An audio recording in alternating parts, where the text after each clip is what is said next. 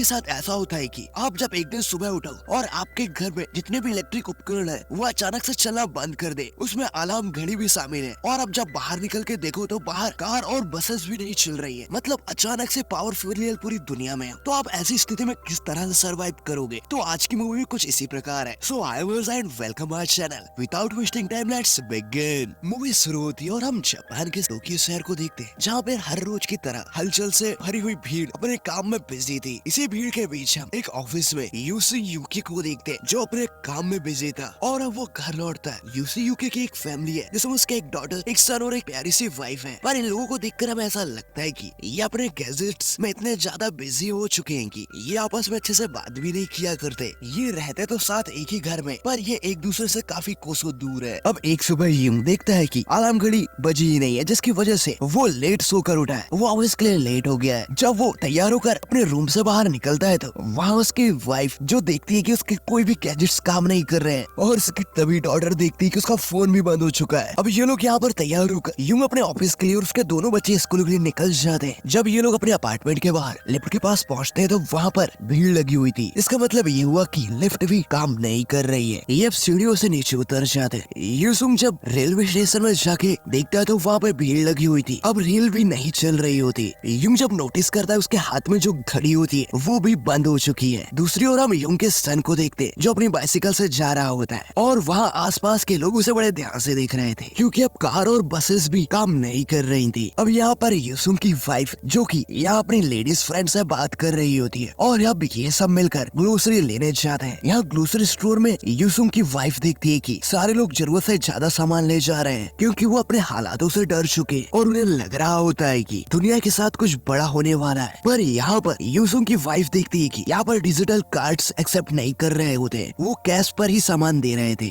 ये सुनकर सारे लोग वहाँ पर जो मौजूद होते हैं वो दौड़कर एटीएम के पास जाते हैं, पर वहाँ जाकर देखने पर उन्हें पता चलता है कि एटीएम मशीन भी अब काम नहीं कर रही है। अब हम यूसुंग को देखते हैं जो कि ऑफिस में जा रहा था। यहाँ पर वो देखता है कि उसके ऑफिस का गेट ही ओपन नहीं हो रहा है, क्योंकि वो सब इलेक्ट्रिसिटी से चला करते थे, और अब इलेक्ट्रिसिटी तो है ही नहीं। वो किसी तरह उस गेट को ओपन करके अपने ऑफिस में चले जाते हैं। यहाँ यूसुंग देखता है कि उसके ऑफिस के कंप्यूटर्स और सारे इलेक्ट्रिक गैजेट्स काम नहीं कर रहे हैं। अब वो काम नहीं कर सकते थे, तो अब ये लोग घर लौट जाते हैं। यहाँ यूसुंग एक साइकिल स्टोर पर देखता है कि अब साइकिल के दाम अचानक से बढ़ चुके हैं, क्योंकि और कोई व्हीकल्स रोड पर नहीं चल रही हैं, तो साइकिल ही सब यूज कर रहे हैं, जिसकी डिमांड अब हाईली बढ़ चुकी है। पर किसी तरह यूसुंग एक साइकिल अपने लिए ले आता है और उससे वो घर पहुंच जाता है। अब यहाँ रात में यूसुंग की फैमिली साथ मिलकर कैंडल डिनर करते। अब कोई भी उपकरण नहीं चल रहा होता, इसके चलते यूसुंग के बच्चे बोर हो जाते हैं और ये साथ मिलकर तारों को देख रहे थे। अब चारों ओर ब्लैकआउट होने की वजह से टोक्यो सिटी में भी तारे साफ साफ दिखाई दे रहे थे। ऐसा नजारा इन लोगों ने पहले कभी नहीं देखा था। अब इसी तरह इन लोगों को 3 दिन बीत जाते हैं। अब टोक्यो शहर के हर एक व्यक्ति की लाइफस्टाइल बदल चुकी है। ये जब पहले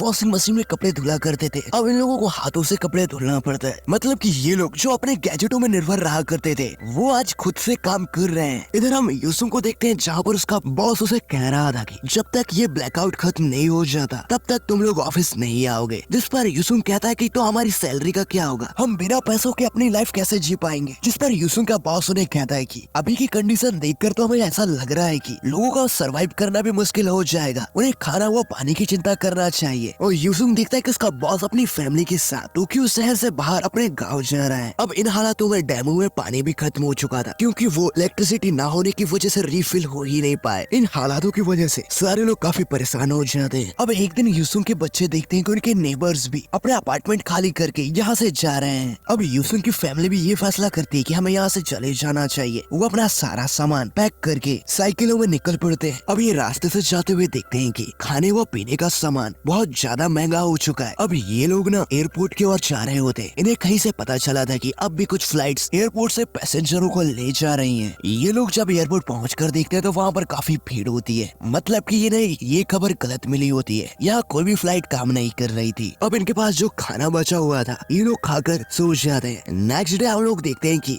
यूसुंग के बच्चे ग्रोसरी शॉप पर काम का सामान ढूंढ रहे थे। अब यहाँ ना ही कोई सिक्योरिटी बची थी और ना ही कोई कानून। ये लोग अब किसी भी ग्रोसरी सामान पर जाकर कोई भी सामान ले आ सकते हैं। यहाँ ग्रोसरी शॉप पर देखते हैं कि वहाँ खाने व पीने का सामान तो है ही नहीं, वो सामान तो पहले ही लोगों ने लूट लिया है। पर यहाँ इन्हें कुछ काम का सामान मिल जाता है, जैसे कि फायर क्रैकर वगैरह। इन लोगों के पास खाना भी खत्म हो चुका था। यहाँ पर अब पैसे चलना बंद हो चुके थे क्योंकि पैसे कोई काम ही नहीं आ रहे थे। यहाँ लोग एक सामान से दूसरे सामान को एक्सचेंज किया कर रहे थे। यूसुंग की वाइफ के पास कुछ ओल्ड रम्स की बोतल होती है, वो उन बोतल्स को उस बूढ़ी औरत को दे देती है, जिसके बदले उन्हें कुछ खाने का सामान मिल जाता है। अब ये लोग अपने सफर के निकल पड़ते हैं। रास्ते में ये देखते हैं कि यहाँ पर बहुत से लोग टोक्यो सिटी को छोड़कर जा रहे हैं। अब रात पे ये लोग जब सोए हुए होते हैं कि तभी इनके पास से एक वाटर बोतल को कोई दूसरा आदमी ले जा लेता है। मतलब कि अब खाने पीने के लिए लोग चोरियां भी करने लगे थे। अब अपने सफर में इन लोगों को 16 दिन बीत जाते। ये नदी के किनारे बैठे हुए थे। यूसुंग देखता है कि नदी में साफ पानी बह रहा है, तो वो वहाँ का पानी पी के देखता है, जो कि उन्हें काफी बढ़िया लगता है। इन लोगों ने इससे पहले कभी नदियों का पानी नहीं पिया था। ये लोग वाटर बॉटल का पानी पिया करते थे। अब इनके सफर के दौरान एक दिन बारिश होने लगती है और इसे बारिश से बचने के चलते अपनी साइकिल को खड़ी करके एक दीवार के सहारे बच रहे थे। ये तूफानी बारिश बहुत तेज थी, जिसकी वजह से इन लोगों की साइकिलें भी खराब हो जाती है और उनमें रखा सारा राशन का सामान भी नीचे गिर जाता है। इसकी वजह से ये फैमिली काफी दुखी होती है। अब यूसुंग और उसकी वाइफ यहीं पे रुकने का फैसला करते हैं और उनके बच्चे पास में ही जरूरत का सामान ढूंढने निकल पड़े थे। रास्ते में ये लोग देखते हैं कि यहाँ पर एक ग्रोसरी शॉप है और ये जब उसके अंदर जाते हैं तो वहाँ इन्हें कुछ जरूरत का सामान तो मिल जाता है। साथ ही ये लोग पेट फूड और जो बैटरी में पानी डाला करते थे वो पी के देख लेते और उसे अपने साथ ले आते हैं। और जब ये लोग वापस लौटकर उस पेट फूड को खाते हैं तो वो इन्हें अच्छा नहीं लगता, पर इन्हें अपनी भूख मिटाने के लिए उसे खाना पड़ता है। अब उन्हें उन जरूरतों के सामान में अपनी साइकिल रिपेयर करने का सामान भी मिल चुका था, तो ये अपनी साइकिल भी रिपेयर कर लेते हैं और ये अपने सफर में आगे बढ़ रहे थे। ये उस एनिमल फूड और वो बैटरी का पानी पीकर अब 22 दिन बिता चुके थे। अब एक दिन इन्हें सफर के दौरान रास्ते पर एक फैमिली दिखाई देती है। वहाँ पर जो फैमिली होती है वो सर्वाइवल के हर एक तरीके जानती है। वो यूसुंग की फैमिली को कुछ प्लांट्स के बारे में बताया जो ये लोग अपने सफर के दौरान कंज्यूम कर सकते हैं। वो फैमिली ना इन लोगों की एक तस्वीर भी लेती है। वो जिस कैमरे से इन लोगों की तस्वीर ले रहे थे वो कैमरा इलेक्ट्रिसिटी से नहीं चलता था, वो रील वाला कैमरा होता है। वो इनकी तस्वीर लेने के बाद इनका पता पूछ लेते हैं और अगर हालात सुधरते हैं तो वो ये तस्वीर उनके घर पे पोस्ट कार्ड के जरिए भेज देंगे और फिर ये लोग अपने अपने रास्ते निकल जाते हैं। कुछ दूर आगे जाने पर ये लोग देखते हैं कि वहाँ पर कुछ लोग फिश पकड़कर फिशेस खिला रहे होते हैं। ये लोग भी लाइन में लग जाते हैं, पर जब तक इन लोगों का नंबर लगता है तो वहाँ पर सारा खाना खत्म हो जाता है। ये सब देखकर ये फैमिली काफी दुखी होती है क्योंकि ये सभी भूखे थे। यूसुंग अपनी फैमिली को भूखा देखकर वो उस आदमी के पैरों पर गिर जाता है और उसे खाने की भीख मांगता है, पर इस पर वो आदमी उनकी मदद नहीं करता। अब ये लोग कुछ दूर आगे आ जाते हैं। इन लोगों की हालत अब बहुत ज्यादा खराब थी क्योंकि इन लोगों ने कुछ दिनों से खाना भी नहीं खाया था। यहाँ पर यूसुंग एक कीड़ा को पकड़ लेता है और उसे खाने ही वाला होता है कि तभी उसे वहाँ पर एक पिग दिखाई देता है और अब ये सभी मिलकर उस पिग को पकड़ते हैं। ये लोग उस पिग को पकड़ तो लेते हैं, पर यहाँ पर ये लोग उसे काट नहीं पाते कि तभी वहाँ पर एक ओल्ड मैन आता है और वो उस पिग के साथ इन लोगों को अपने घर ले जाता है। यूसुंग और उसकी फैमिली अब उस ओल्ड मैन के घर पे थी। ये लोग वहाँ पे बहुत अच्छा खाना खाते। इन्होंने काफी दिनों बाद इतना अच्छा खाना खाया था। अब ये यहाँ पर कुछ हफ्तों तक साथ ही रहते हैं। ये मिलकर उस बूढ़े आदमी की मदद करते हैं। वो बूढ़ा आदमी बहुत अच्छा होता है, वो इन लोगों की मदद करता है। अब यहाँ पर ये लोग इतने दिनों तक रहते हैं, ये यहाँ पर खुशी से रह रहे थे। अब एक दिन ये सभी अपने फादर के पास गाँव जाने का फैसला करते हैं और जब ये लोग जा रहे होते तो वो बूढ़ा आदमी ने खाने का सामान और पानी कुछ दे देता है तो कि इनकी रास्ते में मदद करेगा। वहाँ से निकल पड़ते हैं। अब ये लोग कुछ दूर आगे जाने पर ये रास्ते पे देखते हैं कि सामने एक नदी है जो कि उस मैप पे नहीं थी। जो मैप इनके पास होता है ना वो ओल्ड हो चुका था। अब इसकी वजह से ये लोग परेशान होते हैं। तभी यूसुंग को आइडिया आता है कि वहाँ पर पड़ी लकड़ियों से वो एक राफ्ट बनाता है और वो उस राफ्ट के जरिए अपना खाने का सामान रख कर दूसरी ओर चले जाते हैं। पर उनकी साइकिल इसी तरफ रह चुकी थी तो वो राफ्ट लेकर फिर वापस आते हैं और अपनी साइकिल ले जाने का फैसला करते हैं। पर तभी अचानक वहाँ बारिश होने लगती है जिसकी वजह से उस नदी का वाटर लेवल इंक्रीज हो जाता है। तेज बारिश के होने के चलते उस नदी की धारा बढ़ चुकी थी, यानी उसका बहाव तेज हो गया था, जिसकी वजह से यहाँ पर यूसुंग उस नदी के बहाव के साथ बह जाता है। उसका सन किसी तरह तो बच जाता है, पर यूसुंग उस बहाव के साथ आगे बह चुका था। अब कुछ देर बाद हम देखते हैं कि यूसुंग की फैमिली उसे ढूंढ रही है। यहाँ पर जो यूसुंग का सन होता है ना, मतलब कि उसका बेटा, उसे एक विक मिलता है जो कि यूसुंग अपने सर में पहना करता था। इससे ये पता चलता है कि अब यूसुंग उस नदी के साथ बह गया है और इन लोगों को लगता है अब यूसुंग नहीं रहा, जिसके चलते ये लोग यहाँ पर रोने लगते हैं। अब ये अपने पिता और हस्बैंड को खोकर दुख से आगे बढ़ रहे थे। ये रेलवे ट्रैक पर चल रहे होते हैं कि तभी इनके बैग पर जो मीट रखा हुआ होता है ना, उसकी स्मेल से कुछ डॉग इनकी ओर आ जाते हैं और वो डॉग यूसुंग की वाइफ के पीछे जो बैग रखा होता है उस पर झपट पड़ते हैं, जिसकी वजह से वो रेलवे ट्रैक से नीचे गिर जाती है और उसे उसके पैर में चोट आ जाती है। यहाँ यूसुंग की वाइफ को उसके डॉटर उसका सन ऊपर लाता है और उसे कंधे पे बैठा के ले जा रहे होते हैं। वो कुत्ते अब भी इनके पीछे लगे हुए थे। ये लोग यहाँ पर डर जाते हैं क्योंकि उनके पीछे कुत्ते लगे थे कि तभी अचानक वहाँ पर एक ट्रेन आती है और ये ट्रेन देखकर खुश हो जाते हैं। ये ट्रेन ना कोयले से चलने वाली होती है, जिसकी वजह से से ये अभी काम कर रही थी। ये लोग उस ट्रेन में बैठ जाते हैं और ये अब आगे जा रहे थे। दूसरी ओर हम नदी के किनारे एक डेड बॉडी को देखते हैं जो कि यूसुंग की होती है। वो अभी मरा नहीं होता पर उसकी हालत भी कुछ सही नहीं थी। वो लड़खड़ाते हुए आगे बढ़ता है और आगे बढ़ते हुए एक ट्रैक्टर के पास जाके बैठ जाता है। बहुत ज्यादा थका हुआ था। यूसुंग वहाँ बैठा ही हुआ होता है कि तभी उसके सामने से एक ट्रेन जा रही होती है और वो ट्रेन देखकर उसके पास जो फायर क्रैकर होता है उसे जला लेता है और उससे धुआं निकल रहा था। यहाँ हम ट्रेन में देखते हैं यूसुंग की फैमिली को, जहाँ पर उसकी वाइफ उस धुएं को नोटिस कर लेती है। उसे पता था कि उसके हस्बैंड के पास ही एक फायर क्रैकर था और वो यहाँ पर ट्रेन को रुकवा देते और अब यूसुंग भी उस ट्रेन में बैठ चुका है। यहाँ यूसुंग की फैमिली यूसुंग को पाकर काफी खुश होती है। अब कुछ समय तक ट्रेन चलती रहती है। ये लोग अपने फादर के गाँव पहुँच चुके थे। इन लोगों को इस तरह रहते हुए 108 दिन से ज्यादा हो चुका था। यहाँ पर उन्हें बीच के किनारे उनके फादर मिल जाते हैं। अब इन लोगों को 2 साल 126 दिन इस गाँव में रहते हुए बीत चुके हैं, मतलब कि 847 दिन, और ये यहाँ पर खुशी से रह रहे हैं। यूसुंग और उसका बेटा अब मछलियाँ पकड़ा करता है और यूसुंग की डॉटर अपने लिए एक बुनाई का काम करना स्टार्ट कर दी है और ये इसी तरह यहाँ खुशी से रह रहे थे। एक सुबह हम लोग देखते हैं कि यूसुंग को उसके अलार्म घड़ी की आवाज सुनाई दे रही थी और जब वो जाके देखता है तो उसकी अलार्म घड़ी चलने लगी थी। कुछ देर बाद उस गाँव का स्पीकर भी बजने लगा था और वहाँ पे लाइट आ चुकी थी, मतलब कि अब ये ब्लैकआउट खत्म हो चुका है। और इसके बाद ये लोग टोक्यो पहुँच चुके हैं, जहाँ पर अब सारे उपकरण काम करने लगे थे, जिसमें बसें और कार्स भी शामिल थी। यहाँ पर टोक्यो में न्यूज चल रही होती है कि ये ब्लैकआउट सन की यूवी रेस की वजह से हुआ है या फिर किसी देश ने हम पर साइबर अटैक किया था जिसकी वजह से ये ब्लैकआउट हो गया था। पर इसका असली रीजन कोई नहीं जानता कि ये ब्लैकआउट किस वजह से हुआ था। और यूसुंग और उसकी फैमिली घर वापस लौटकर काफी खुश थे। अब ये एक दिन अपने अपार्टमेंट के बाहर होते हैं कि तभी वो पोस्ट कार्ड आ जाता है जो उस फैमिली ने इनकी पिक्चर्स ली थी और उन्हें भेजा था। ये उस फोटो को देखकर इमोशनल हो जाते हैं और ये मूवी यहाँ पर समाप्त हो जाती है। तो दोस्तों मैं उम्मीद करता हूँ आप लोगों को मेरा एक्सप्रेशन पसंद आया होगा। अगर थोड़ा भी